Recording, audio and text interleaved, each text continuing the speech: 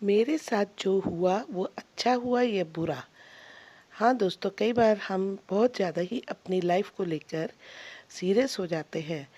अगर हमारे साथ कुछ बुरा होता है तो हम उदास हो जाते हैं, और थोड़े ही देर में अगर अच्छा होता है तो हम खुशी से झूम उठते हैं। हमारे विचार बहुत जल्दी जल्दी बदलने लगते हैं।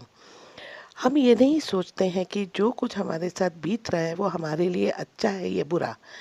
हमारे साथ जो भी घटना घटित होती है उसका प्रभाव हमें खुद पता नहीं होता। आज की स्टोरी मेरी आपको कठिन परिस्थितियों में धैर्य को महत्व सिखाएगी कि किस तरह से हमें अनुकूल परिस्थिति में धैर्य रखना चाहिए। तो आज की मेरी स्टोरी का शीर्षक है किसान का धैर्य। एक समय की बात है, एक किसान था जिसके पास एक घोड़ा था। वह अक्सर अपने घोड़े से बहुत लगाव रखता था और उसे बहुत प्यार करता था, और उसे अपने घोड़े पे भी बड़ा गर्व था। और वो जो था घोड़ा जो था वो किसान की कमाई का एक साधन था। अपनी इसी कमाई से किसान अपने परिवार का पेट का पालन पोषण करता था। लेकिन एक बार की बात है, घोड़ा कहीं भाग गया। उसके भागने के बाद लोगों ने, जो उसके आस पड़ोस के लोग थे, उन्होंने उस किसान के पड़ोसी ने आकर उससे कहा, हे भगवान, तुम्हारा घोड़ा जिस पर तुम्हें बहुत घमंड था वो तो भाग गया। उसको धड़ास देने लगे और कहने लगे कि तुम्हारे साथ तो बहुत बुरा हुआ। लेकिन किसान ने उसका जवाब बहुत ही सरलता से देते हुए कहा, हाँ, बहुत बुरा हुआ। दूसरे दिन वही घोड़ा वापस आ गया, लेकिन सिर्फ घोड़ा वापस नहीं आया, बल्कि वो अपने साथ 3 जंगली घोड़ों को भी साथ लाया। फिर उसके पड़ोसी उनके पास दौड़ते हुए आए और कहा कि किसान भाई, आपका घोड़ा आ गया है और अपने साथ 3 और घोड़े भी लाया है। ये तो बहुत अच्छी बात है, आपकी किस्मत तो बहुत ही अच्छी है।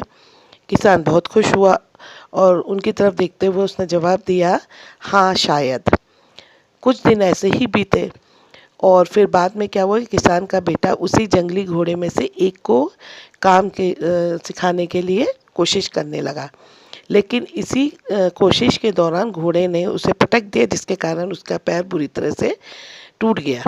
उसके पड़ोसी फिर उनसे कहने लगे कि अरे पगले घोड़े ने देखो तुम्हारे बेटे के साथ क्या किया, उसका पैर तोड़ दिया, ये तो बहुत बुरा हुआ है। किसान फिर दुखी हो गया, पर उसने दुखी होकर उसने जवाब दिया कि हाँ, शायद मेरे बेटे के साथ बहुत गलत हुआ है। अब तीसरे दिन क्या होता है कि एक सेना का सिपाही जो आता है उस किसान के घर आता है, जो जंग छिड़ने के कारण नए जवानों की भर्ती कर रहे होते हैं। उसमें से एक जवान ने किसान से कहा कि इसका तो पैर टूटा हुआ है, हम इसे सेना में भर्ती नहीं कर सकते। और अपने साथ जो गांव के सभी बाकी लड़के थे उनको लेकर वो चले गए। ये जानकर उनके पड़ोसी और बाकी उनके पास आए और बोले, तुम्हारे बेटे के तो जवान जंग के लिए नहीं ले गए, तुम्हारी किस्मत तो बहुत अच्छी है।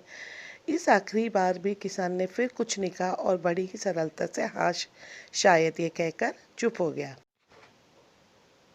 तो दोस्तों, इस कहानी की से हमें यही बात समझ में आती है कि हमें हमारे लिए चीज़ों को नकारात्मक ढंग से सोचने में ज़रा भी समय नहीं लगता। जब भी कुछ हमारे अनुकूल नहीं होता या हमारे मन के माफिक नहीं होता है तो हम उसे बुरा ही समझते हैं। लेकिन सच बात यह है कि कोई नहीं जानता कि जो हमारे साथ बीत रहा है या घटित हो रहा है वो अच्छा है या बुरा। इस कहानी में भी अगर हम देखें तो किसान के भावों में परिवर्तन परिस्थितियों के कारण होता है। बुरी परिस्थितियों में वो उदास हो जाता है और उसके अंदर नकारात्मकता आ जाती है, और अच्छी परिस्थितियों में वो खुश होता है और सकारात्मक परिस्थितियाँ उसके सामने आ जाती हैं। और इसी बीच के समय में धैर्य रखना बहुत ज़रूरी होता है। हमारे साथ जो घट घट घट रहा होता है वो गलत है या सही, बिना ये जाने कि भविष्य में उसका क्या प्रभाव पड़ेगा हम पर या हमारे जीवन पर। अगर हम हमारे समाज में जो महान लोग हैं उनकी जीवनियों को देखें तो उनमें से बहुत से लोग असफल हुए, हारे, अनेक बड़ी बड़ी परिस्थितियों से लड़े, किंतु उन्होंने कभी भी अपना धैर्य नहीं खोया और ना ही हार मानी। वही आगे चलकर बड़े प्रसिद्ध हुए, सफलता के मुकाम पर पहुँचे और महान बने। इसीलिए शायद हमारे बड़े बुजुर्ग सही ही कहते हैं कि जो होता है अच्छे के लिए होता है। और ये छोटी सी लाइन हमें बहुत कुछ सिखा जाती है और ये बात हमें कभी नहीं भूलनी चाहिए। हमेशा कोशिश करते रहो, जीवन के पथ पर निरंतर आगे बढ़ते चलो। आपको बस यही करना है, किसी बात को लेकर ज़्यादा परेशान नहीं होना है, अपने आप को शांत रखना है, अपने काम से काम रखना है।